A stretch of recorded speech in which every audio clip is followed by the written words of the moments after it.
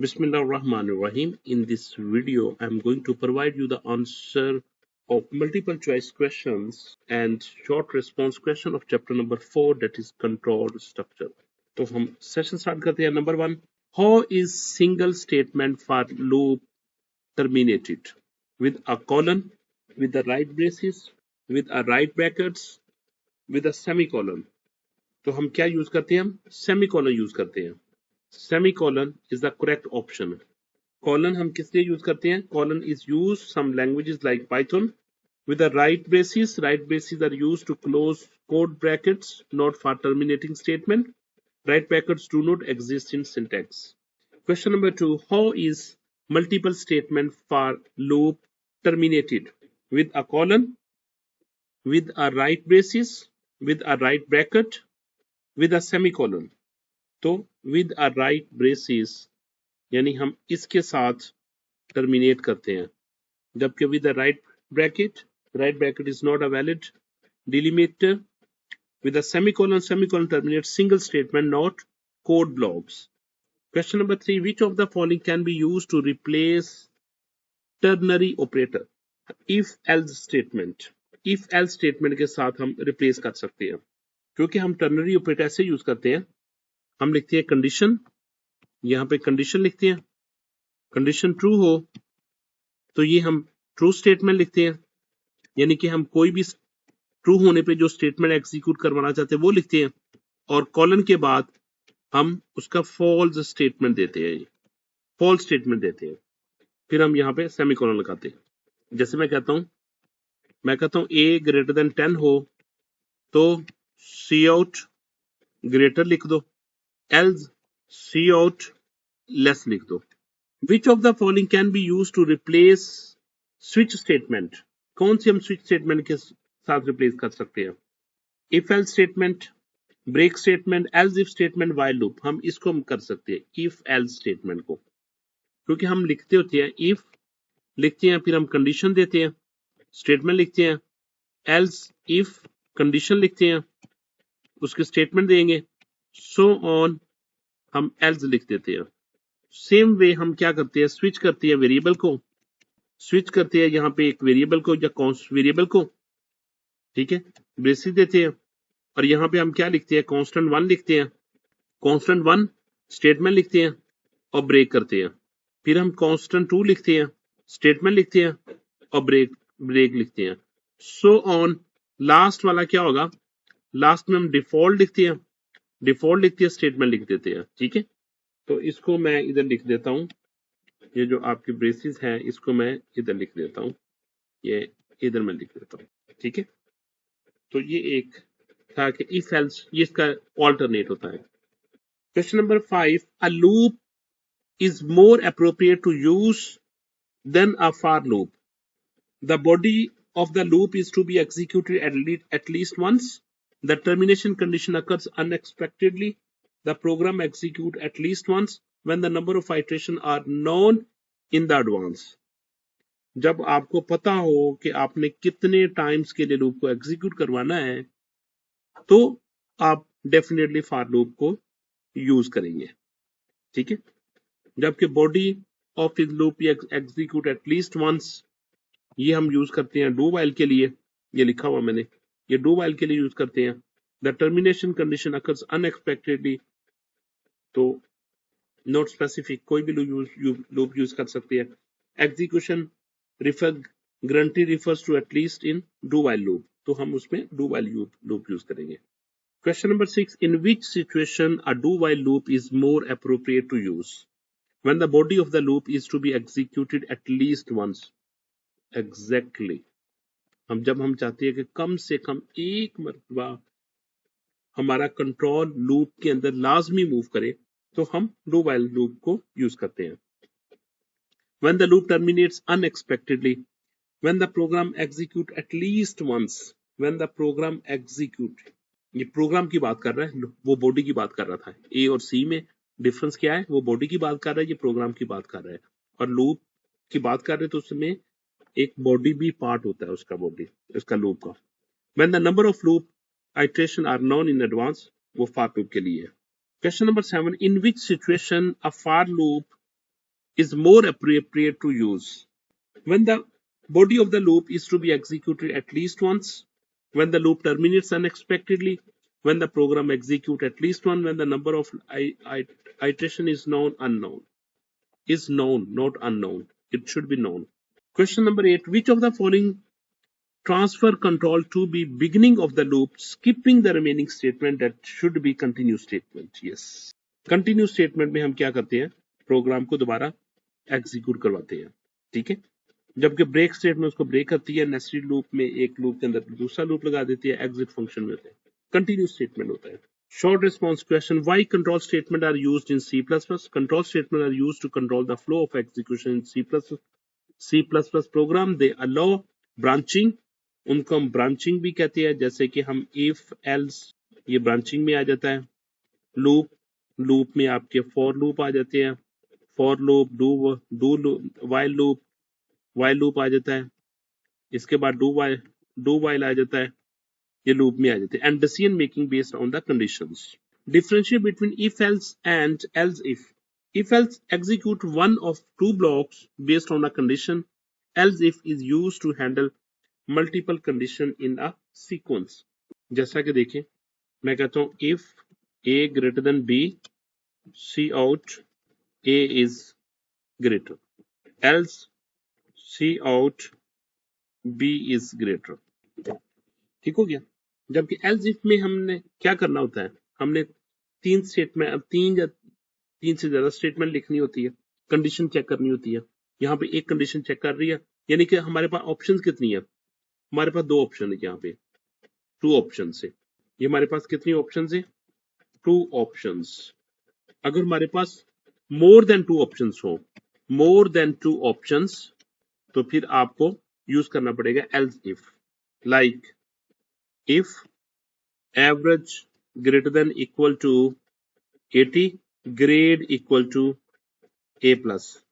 Else if average greater than equal to 70, grade equal to A. Else if average greater than equal to 60, grade equal to B. Else grade equal to F. तो यहाँ पे मैंने कितनी options discuss की? ये मेरे पास एक option थी, ये मेरे पास दूसरी ऑप्शन थी, ये मेरे पास तीसरी थी, ये मेरे 4. मैंने 4 ऑप्शंस डिस्कस किए, तो मुझे क्या लगाना पड़ा? else if लगाना पड़ा. Differentiate between for and while loop. For और व्हाइल लूप पे डिफरेंशिएट कर कीजिए. A for loop is used when the number of iteration is known, and while loop is used when the iteration depends on the conditions evaluated during execution. इसमें non execution होती है और इसमें unknown execution होती है. Unknown execution होती है और आइटरेशन होते हैं. ठीक है, व्हाइल लूप में. तो ये इसमें डिफरेंस है. जैसा कि मैं एग्जांपल यहां पे देता हूं, मैं कहता हूं for integer x equal to 1 से स्टार्ट करें, x less than equal to 10 तक चले, x प्लस प्लस करें और सी आउट x करें. इसमें क्या मैंने 10 तक मैंने एग्जीक्यूट करवा लिया. इसमें मैं कहता हूं cout, enter the number आपने करवा लिया जी n में. तो आप कहते हैं मूव करता रहे while n greater than 0, cout, enter the number cin की किसमें कर लिया आपने? n में. और ये मैंने लूप लगा दिया जी, लूप को एंड कर दिया. अब देखिए एंटर द नंबर, सीन में वो नंबर लेगा, जो भी आप वैल्यू एंटर करेंगे वो cn में स्टोर कर देगा. अगर वो n ग्रेटर देन 0 होगा तो फिर वो आपसे नंबर पूछेगा, n में स्टोर कर देगा, फिर वो ऊपर मूव करता जाएगा. ये मूव करता रहेगा जब तक n आप ग्रेटर देन 0 देते रहेंगे. कब ये स्टॉप होगा?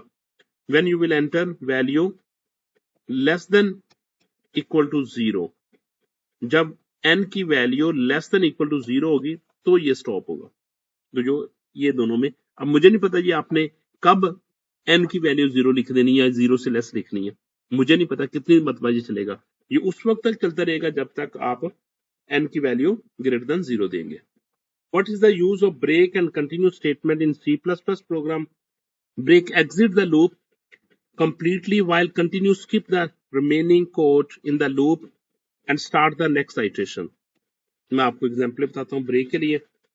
मैं कहता हूँ for integer x equal to 1 से स्टार्ट करे, x less than equal to 10 तक मूव करे, x में प्लस प्लस करे, और ये काम क्या करे, सी आउट करे, x करे और एंड लाइन करे, और इसके बाद देखे if x greater than equal to 5 हो, if x greater than equal to 5 हो तो इसको ब्रेक करे। अब देखिए ये मैंने इसका फॉर लूप भी एंड कर दिया।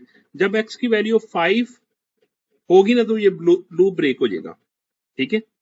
जबकि दूसरी तरफ मैं लिखता हूं for integer x equal to 1 से स्टार्ट करे, x less than equal to 10 तक मूव करे, x में प्लस प्लस करे, और मैं कहता हूं सी आउट करे value of x and end line करे, और यहां में मैं कहता हूं if okay if x greater than equal to 5 then continue करे, और यहाँ पे सी आउट क्या करे, हेलो हेलो लिख दे, ठीक है। अब देखिए इसमें क्या पुट करेगा, पहले उसकी डिस्प्ले करेगा, 1 वैल्यू डिस्प्ले करेगा, 2 करेगा, 3 करेगा, 4 करेगा, 5 के केस में वो ब्रेक हो जाएगा, तो इसकी आउटपुट सिर्फ ये आएगी। जबकि इस केस में क्या होगा, x इक्वल टू 1 करे, सी आउट 1 करेगा और देखेगा 1 ग्रेटर देन 5 तो कंटिन्यू नहीं होगा, सी आउट हेलो, फिर 2 हेलो, 3 लिखने के बाद हेलो। अब मैं ज्यूम कर ले कि आपने यहाँ पे एंड लाइन लगाया हुआ है, ठीक है। 2 3 हेलो, 4 हेलो। अब देखिए जब 5 आएगा ना तो कंटिन्यू फिर वो क्या कर देगा, 5 लिखेगा, यहां से ऊपर चला जाएगा, 5 हेलो के पास नहीं आएगा, फिर 6 7 8 9 10। तो ये दोनों में फर्क था, ब्रेक स्टेटमेंट और कंटिन्यू स्टेटमेंट में। The exit function is used to determine a program immediately. It can be used to end execution due to an error or successful termination. ये इसका पर्पस था जी। What is nested loop? Give one example. Nested loop की मेरी बहुत video एक viral हुई है, आप उसको भी देख सकते हैं, ठीक है। नेस्टेड लूप होता है एक लूप के अंदर एक और लूप लगा देने को हम नेस्टेड लूप कहते हैं। सपोज मैं कहता हूँ for integer x equal to 1 से स्टार्ट करे, x less than equal to 5 तक मूव करे, x में प्लस प्लस करे। अब ये एक मरतबा चलेगा, जबकि इसके अंदर जो लूप लगाया होगा वो जितनी बार भी लिखे वो चल पड़ेगा। 1 से लेके y less than equal to 3 तक मूव करें, y में प्लस प्लस करें, और जस्ट क्या करें, सी आउट करें x प्लस वाई को, ठीक है। एक स्टेटमेंट एग्जीक्यूट करें, x प्लस वाई लिखे और इसके बाद स्लैश टी दे, टैब का स्पेस दे, और इसके बाद क्या करें, सी आउट एंड लाइन करें। इस लूप की सिर्फ ये इस लूप की एक स्टेटमेंट इसका पार्ट है, ये आउटर लूप का पार्ट है। तो इसकी आउटपुट क्या आएगी, x की वैल्यू 1 होगी, x एक मरतबा चलेगा भी, ये देखिए x जब एक मरतबा चलेगा तो y क्या करेगा, 1 के लिए भी चलेगा, 2 के लिए चलेगा और 3 के लिए भी चलेगा। तो इसमें क्या करेगा, x प्लस वाई हो रहा ना, यानी इसको और इसको ऐड कर रहा है वो 2 आ जाएगा, इसको और इसको ऐड कर रहा है 3 आ जाएगा, कॉमा नहीं आएगा, ये कॉमा नहीं लगाएगा, टैब देगा, फिर 1 को और 3 को वो ऐड करेगा 4। इसके बाद x सेकंड टाइम चलेगा, y फिर 1 के लिए भी चलेगा, 2 के लिए भी चलेगा और 3 के लिए भी चलेगा, और आउटपुट क्या हो रही है, आउटपुट डिस्प्ले हो रही है 2 + 1 3, 2 + 2 4, 2 + 3 5। यानी फर्स्ट में ये लाइन शो करेगा, दूसरे में ये लाइन शो करेगा 3 2 5 3 4 5 3 4 5 3 4 5। अब जब x 3 टाइम चलेगा, y 1 से लेके फिर 3 टाइम चलेगा, x की वैल्यू क्या आउटपुट शो करेगा, 3 + 1 4, 3 + 2 5 6।